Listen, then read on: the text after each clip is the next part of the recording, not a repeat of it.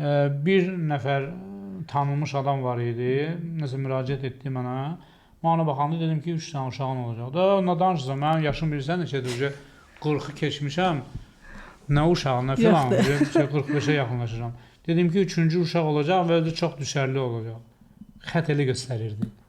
Hətta düşərli olmağını göstərir. Xət rovnadır və həmən uşaqdan sonra əlində ev, cürbəcür şeylər neysə var. Bu dəqiqədə o adam tanınmışdır, daha da populyarlaşır.